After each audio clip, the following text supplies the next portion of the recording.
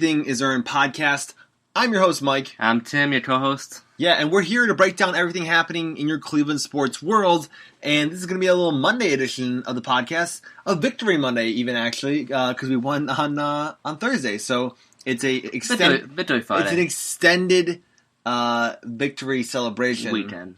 We had a long victory weekend. We enjoyed it immensely, except for Myles Garrett. He did not enjoy it immensely.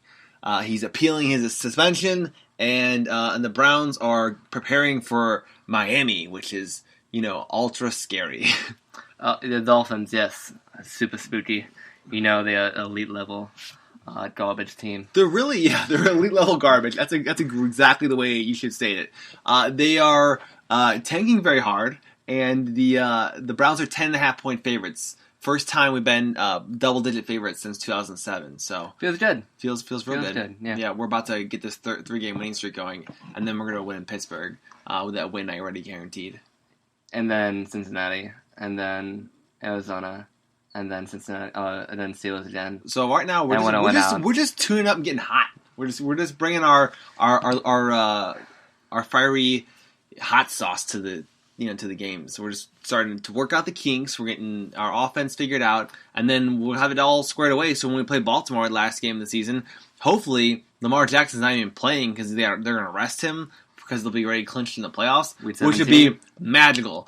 Am I the first person to state this in Browns media that there's a real possibility? Are you in Browns media?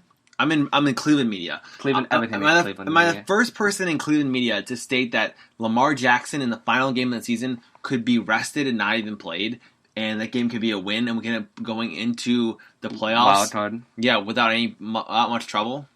I mean, there's been trouble, but you could that Baltimore game could get a hell of a lot easier if Lamar Jackson's not playing and they're resting a lot of stars. Do you think Harbaugh would do that? I think it's possible, considering how well he's played. You don't want to injure him at the end of the season in a almost pointless game. He's having a rocket season. I just keep thinking that he plays a little bit reckless, and one of these days, some nasty linebacker is gonna wreck him, and there's gonna go his MVP season. I don't have anything about that. We're talking dream scenario here. And I'm not hoping Lamar Jackson gets injured. I'm just saying he plays in a reckless way that you could easily end your season with a bad fall or a tough tackle. I mean that's for any team really, but Lamar Jackson in particular, the way he runs is dangerous. I think maybe with Lamar Jackson and how the Browns beat them early on in the season, they might want to play. They might want to get some revenge on them. Do you want to get a sleeper stat right here? Ready for a sleeper stat? Go for it. Found this earlier. So the initial problem with Lamar Jackson is you don't know how to play him the first time, but once teams played him, they're 1-3. So the Baltimore Ravens are 1-3 when they play a team a second time against Lamar Jackson. So interesting to think about because you don't initially know how to handle that speed, how to handle that. But once you get film on him, from when you guys handle him, you can game plan towards it. So advantage Browns because we beat him the first time. We know how to play. Is that just this season? 1-3, or is that go back to the last year? I want to say it's this season. I think it's just 2019. Yeah, because they are actually 7-3 right now, I believe. I think so. They just beat the Texans in there. Yeah, they annihilated the Texans. It was not pretty. 41-7. Absolute beatdown. The Ravens are. What's the record, man? I gotta look at the record real quick because they're the only team I'm really worried about for the Browns. And Arizona, they play Arizona in a couple weeks. And that team's still Arizona. Learning, but they have legitimate pieces on that team that could be a little scary. They're 8-2 this year, so that goes back to last season. Me too. Okay. Because teams are 1-3 once they play them the second time. Gotcha. And it's Lamar's second season. Bingo. Well, we know that he's not a great thrower, but he does have a new weapon in Mark Ingram, and as everyone knows, is extremely run heavy. So just blitz the crap out of him, put late in the box, and just force him to throw. If he beats you, if he wins off him throwing 25, 35 times in a game, then you'll shake his hand, you pat him on the back, and you say, "Okay, good game."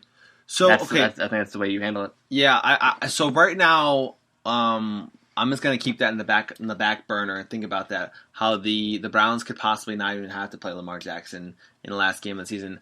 But skipping to the current task at hand, you have the Dolphins, you have the Steelers. What are you hoping to get out of these next two games, as far as what to build on for the rest of the year, and could help you in those tougher games versus Arizona and versus Baltimore? There's not many. The main one I want is come out healthy on those games. Mm-hmm. But just to find your go-to plays, especially in the red zone, we haven't figured that out yet.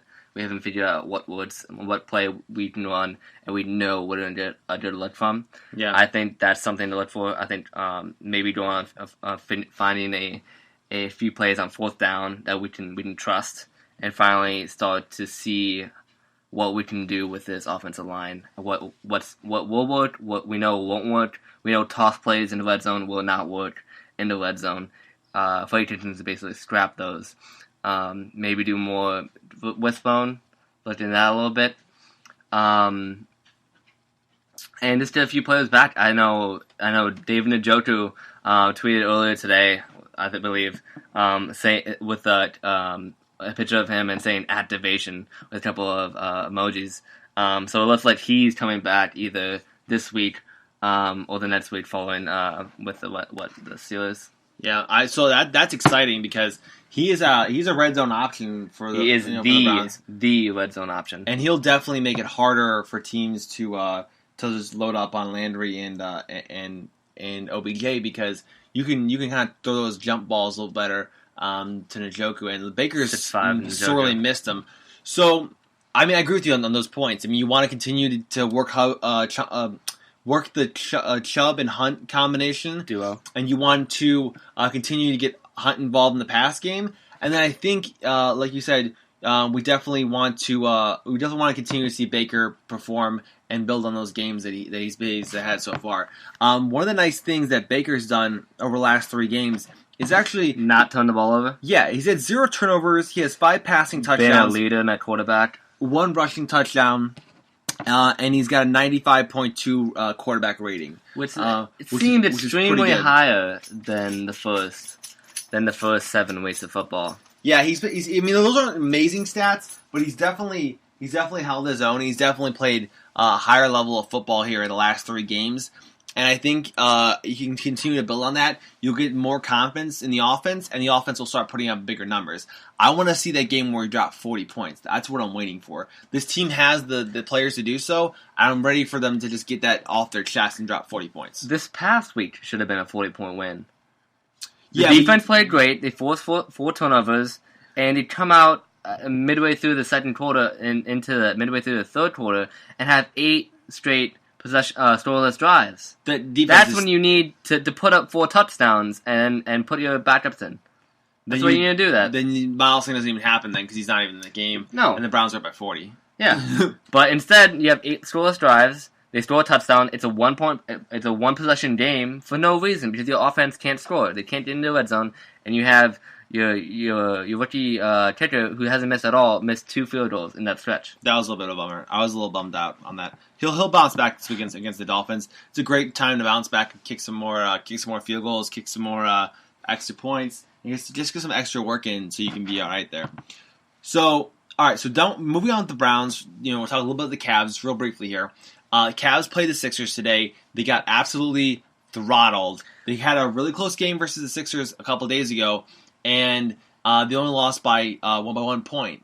And this time was a little different because they had Al Horford, they had Trey Burke, they were in Cleveland, and the Sixers were not messing around this time. They went right to work, they pounded the paint, they took a very limited number of threes, and then Ben Simmons and Joel Embiid pretty much had their way with the Cavs whenever they wanted to score. At one point, they had hit 9 straight field goals in the third quarter, and it was like, can we please just get a stop? So a couple things came of this game. First thing is it kind of gave us another reset as far as where the Cavs are and where they need to be. We're missing Larry Nance today. They definitely hurt the big man rotation. But we found a couple things out today. We found 1, Brandon Knight's still not good, and we need to trade him. 2, Ante's still not good, and we need to trade him. He played for the first time this year after being activated with Nance being out, and 3, you could pretty much wave goodbye to trading Thompson or Nance this season. They're going to be on this roster because you need that big man support, and there's just not enough big men right now. And unless Henson comes back and balls out, you're going to have those guys. I expect Henson to come in and be more solid than Larry Nance, at least consistently. He brings more of a defensive presence. He understands his role better, I think, in the offense.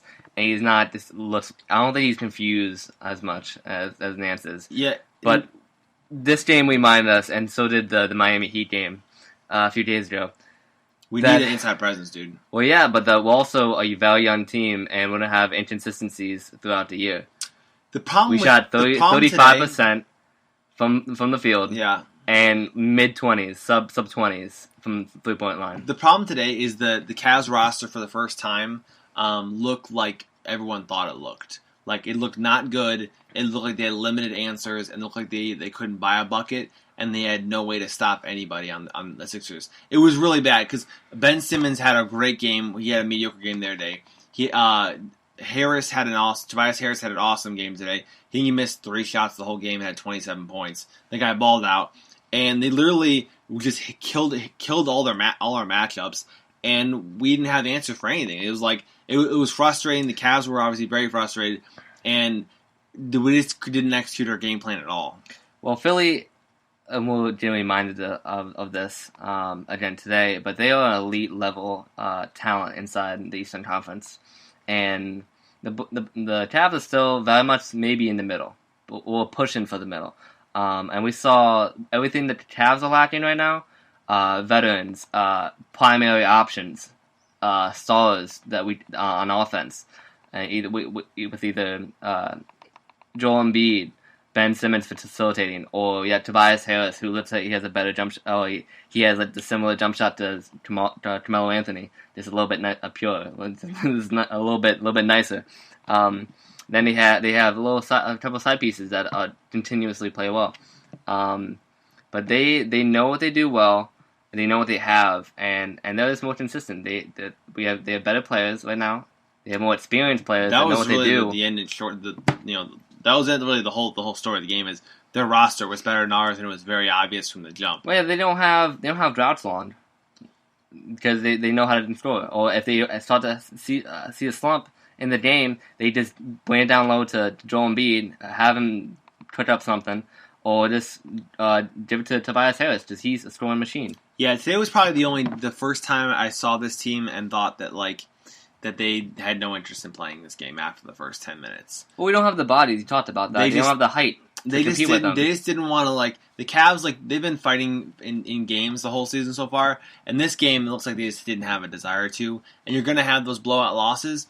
But what we have to do now is figure out how they're going to respond to tomorrow. You'll learn a little bit more about the Cavs tomorrow. We'll play the Knicks, and they're mad that we whooped them in their house a couple weeks ago. So they're going to come back and be ready to go. And I really hope that the Cavs right the ship a little bit tomorrow and get a nice bounce back win. They've lost a few games in a row now, and it'd be nice to get back on track. 3 in a row now, and build some Miami. Philly twice. Yeah, they're actually the game is actually in New York, so they left Cleveland this afternoon after the game. Well, I think Miami was the first of 3 home games, right? Miami, yeah, it was a 3 home games. It was a 3-game home season. Yeah. So right now we're going back to New York, 7:00 game. Should be interesting to see how they bounce back on a back-to-back. I'd love to see more minutes from Porter Jr. and more shots from Garland, but he should be shooting this consistently. If he overshoots, I won't even be mad just for him to get an idea of what his shots are. He's still figuring that out. We said was against Miami in the third quarter where he broke out a little bit, started to feel and get an idea for what his shots would be within this offense. I think he's continuing to learn that a little bit. But you talked about height again. I just want to bring that back to we don't have good height. We have Thompson, but he's undersized. We have Kevin Love, but he can't do everything.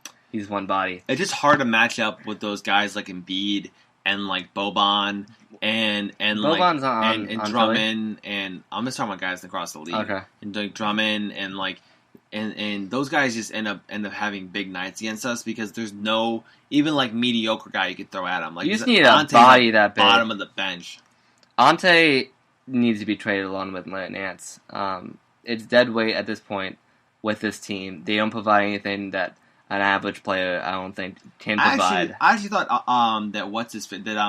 that Nance had a good game the other day. I wanted to see more of him because if he can build off that, that'd be really interesting to me to see. And that's the big if. I don't believe that he can build off that from a game-to-game point of view. I don't think he has the capacity right now. I don't think he has the basketball IQ, and I don't see the work ethic. I just don't see the passion. I don't think. Like it looks like he's kind of there, and he's that surprised that he got drafted in the NBA. Engaged, yeah. He had drafted in the NBA. He said, "Okay, now that I'm here, like, ooh, now what? What do I do?" But that about wraps it up. With the Cavs, we have fan questions, and then we'll wrap it up on this episode. It's kind of short. We have that long, almost a bye-week feel to it. With the Browns, and then the Cavs are trying to get out of the skid, so it's a little bit funky weekend. Yeah, but we polled everyone. Everyone wants to see kind of a 20 to 35 minute episode, so we're going to try to keep these episodes about 25 to 30. But this one's gonna be a little bit shorter. So first and foremost, we have Amber asking her question. As she does all the time. As she does. Shout out to Amber for asking her question all the time. Fan of the month? Is she the fan of the month? Yeah, she's always here hooking us up with these great questions. Can the Browns still make a playoff push seeing their schedule gets easier? We 100% believe that. I think, like I said, we gotta win these next two that are pretty much gimmies. Next three really, and then you have a tough matchup versus Arizona. Yeah. After seeing Mason Rudolph throw 4 interceptions, I have zero worry the Browns going to be serious I think again. 2 of them were just directly to like Schobert and what was the other one? Schobert twice. Probably Schobert twice. Yeah, it was a tip drill. Oh no, Schobert and Boris. Just threw it to both of them. Pretty easily. Awesome. Yeah. So if you can't read coverages, then I think our defensive coordinator is going to play into that. But I do agree that we can make the playoffs, especially with his Myles Garrett push. We do lose his elite presence, pass rushing presence that he has, but I think the team we focus in and kind of honing in on these coming games, I think we'll make up for it. Yeah, absolutely. Next question I got here is from Adam Segi. He's at Mr. Segi86. He said, obviously the Browns are banged up in the secondary. Who do you think we should sign other than players from the practice squad?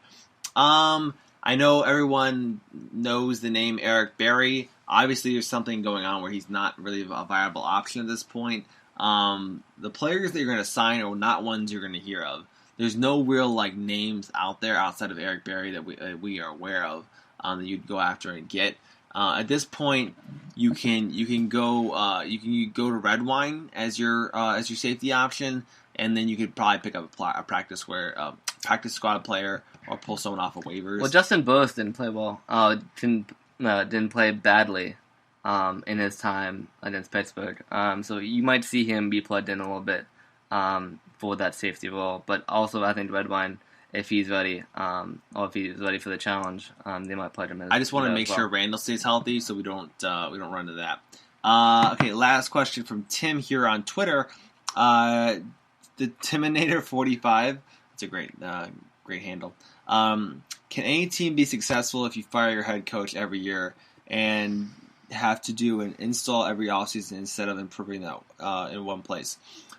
This is the argument essentially for not firing Freddie when he lost to Denver. Is that you have to have some kind of consistency, and you did give Hugh Jackson 2.5 years. You gave him way too long. If you're going to give Hugh Jackson that much time, I think it's only right you give Freddie some more time. At least 2 years. And hopefully in this offseason they can iron out the coaching staff and kind of get on the same page. Right now they still seem to not be sure what they want to do in offense, and the defense is still kind of wishy-washy at times. Yeah, well the offense, it looks like I'd be more interested in doing something with the defense, but the offense just looks like you're having 2 different styles, 2 different schemes, kind of fighting with each other constantly. Because you don't have Freddie's that we saw from the back half of last year, Baker played so well in. And we don't have Todd Muntins. We had it early on, and it didn't work. But we see flashes of both, I think.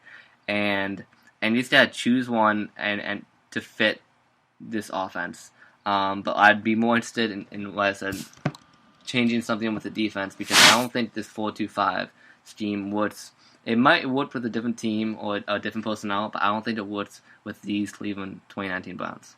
Yeah, that's a good point. I think it's a good point by Tim, too, that you need to have some consistency with the systems you run. You always hear about big leaps, the team's taking a second year of a system because they ran it before and they know the ins and outs of it. And so it goes back to, is this truly the second year of Freddie Kitchen's system? I don't think so. I think this is more towards the end of last year.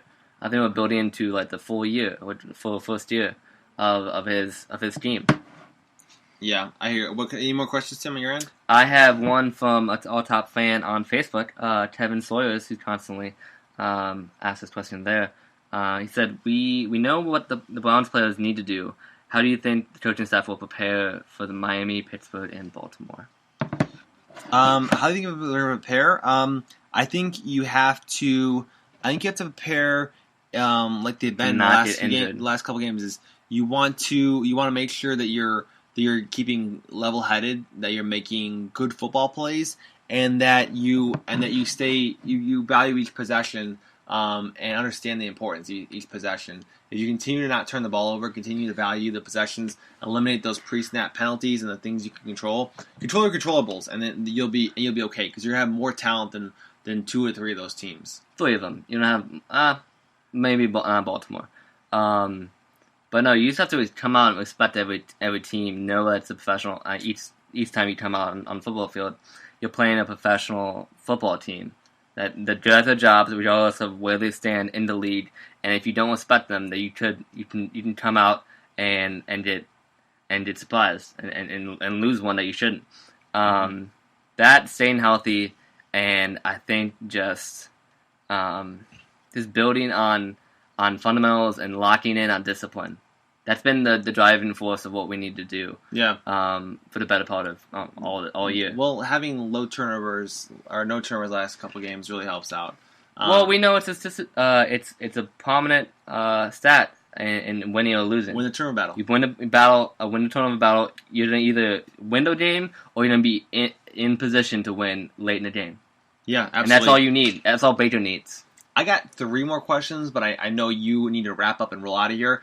I'm going to answer these last 3 questions. We appreciate you rocking and rolling with me here, Tim, and breaking this episode down. I'm going to finish these last 3 questions here, and I know we appreciate all you guys do. Always a good time. It's a good time, man. We'll help you guys. I'm going to do a little preemptive. As always, everything here is earned. I'll give it off the mic solely to my alpha. I'll take the torch. I am the alpha host here. So you guys are gonna be.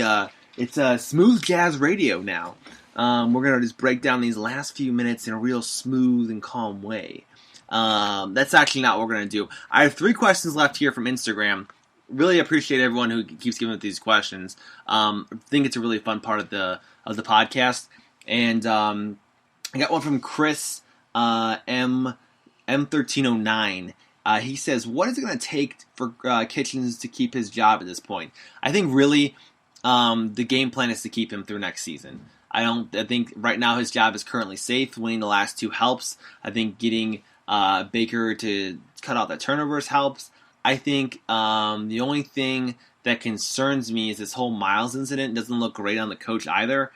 But at this point, he's going to be the coach the rest of the season, and people clamoring for him to be fired at this point, I just don't see it happening. So wait till the offseason. We'll know probably a little bit more, but I wouldn't say that he's going to lose his job probably until mid-next season if he's going to be in jeopardy of losing his job again.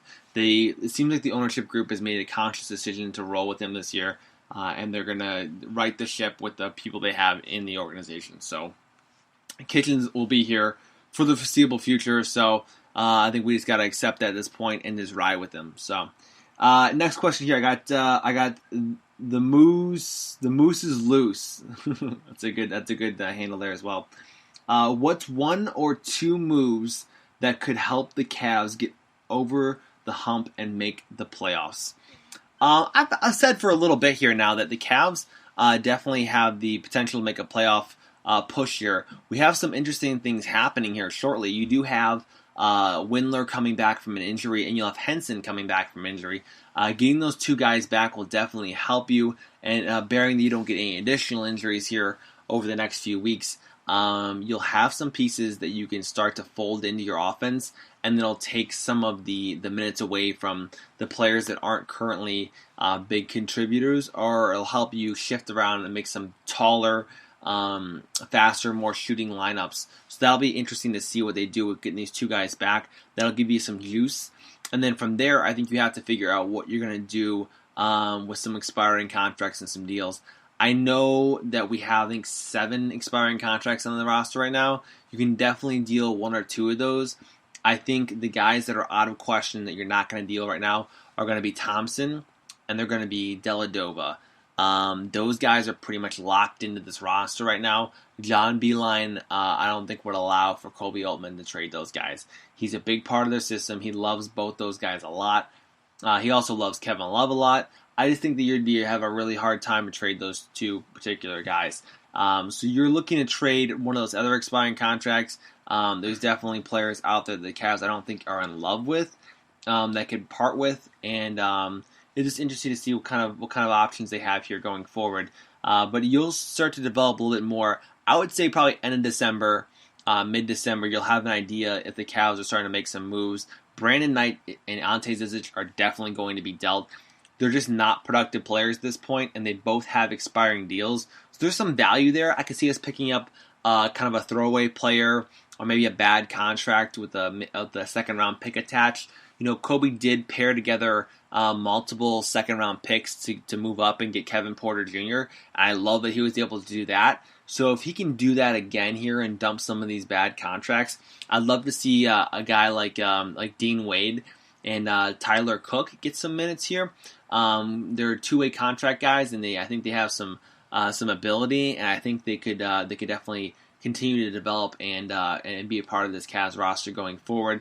They're long shot guys, but I think they have some value there, and I think they could definitely show some things on the court there to get some minutes in a real game, or maybe some blowout minutes to get some opportunities. So definitely look for some trades probably later to mid-December.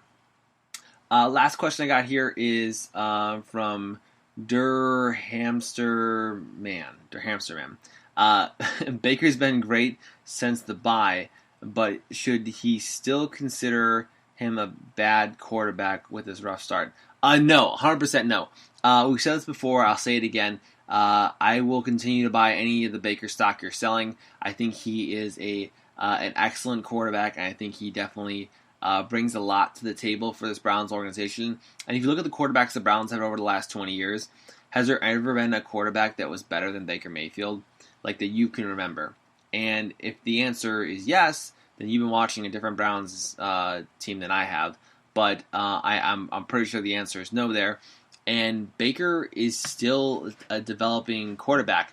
You don't all of a sudden learn how to play the pro game. It's difficult to find those nuances, and with working into a new offense again, you got to remember his first 2 seasons has been kind of rocky with the organizational structure, and now that you kind of understand the importance of having a guy like Odell, you've added the other option of Kareem Hunt. You're starting to trust these receivers more over the last couple of weeks, and that's what the Browns really need.